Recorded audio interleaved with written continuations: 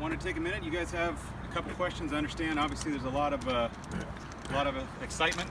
Yeah. Can you come a little closer? At the moment. So I can I open have it to up. do this. Is that okay? Yeah. Of course. Okay. We can open up to some questions if you like, or I can make an additional statement to kind of give you guys an awareness of what's going on.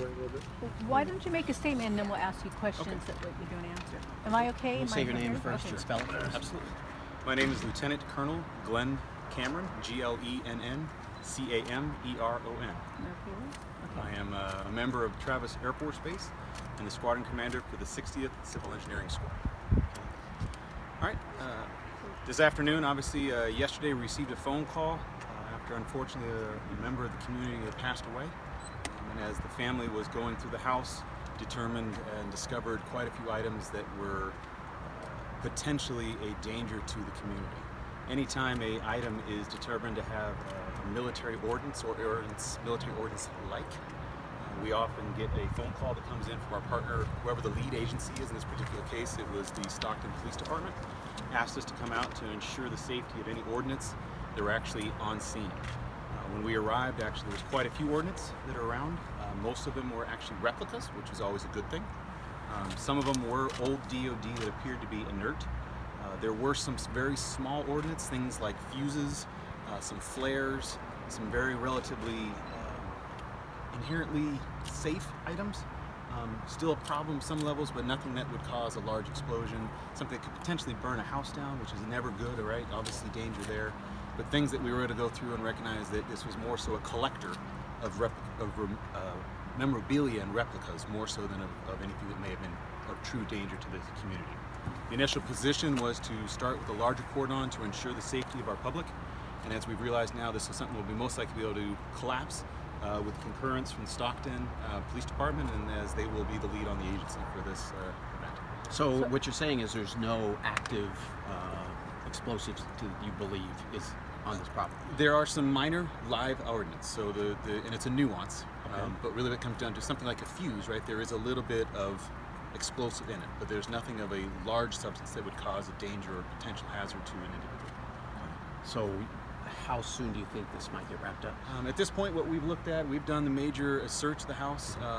Once we depart with what we believe are all the military ordnance, the local department will come through and do a more exhaustive search to make sure there's nothing that's been left behind or missed.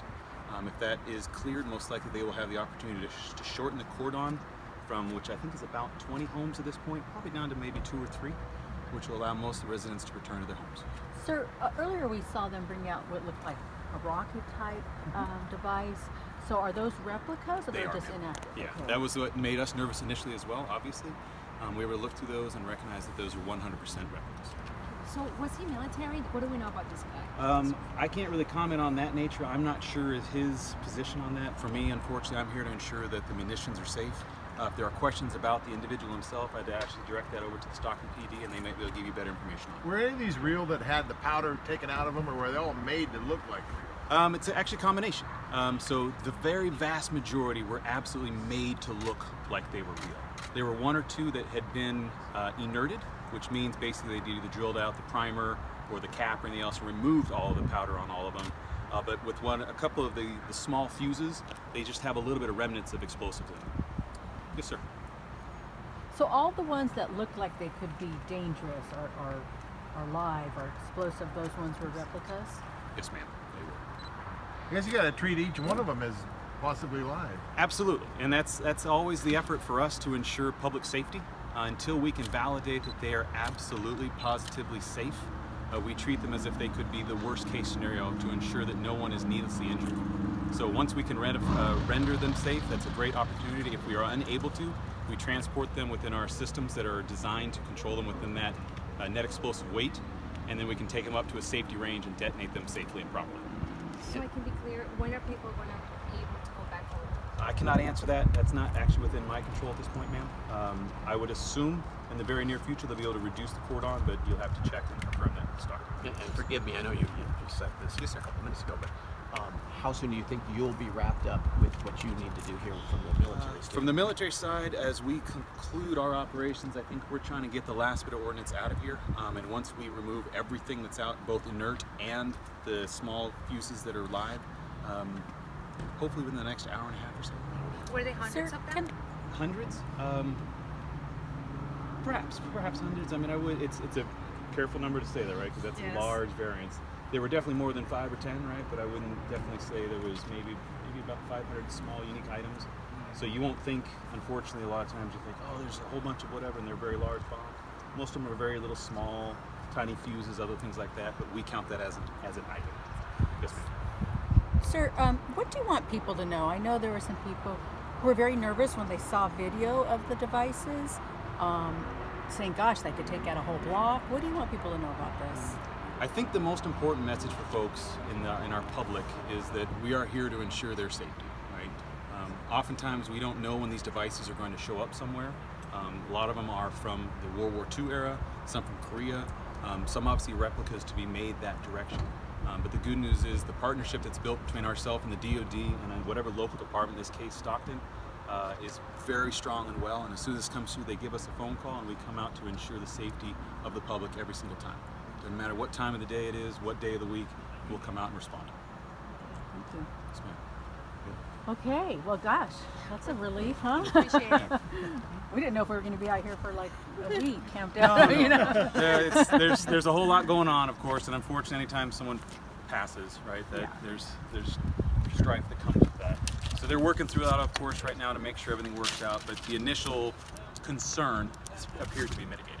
And right now, we don't think he was military. I honestly cannot comment on that. I don't know for sure, and I'd hate to speculate and get it wrong for you. Will you What's your take name them all again? and like Glenn? dispose of them, or will they, where will they go? Glenn. I'm sorry, sir. Where will they go? Is it illegal to have these, and where will they go?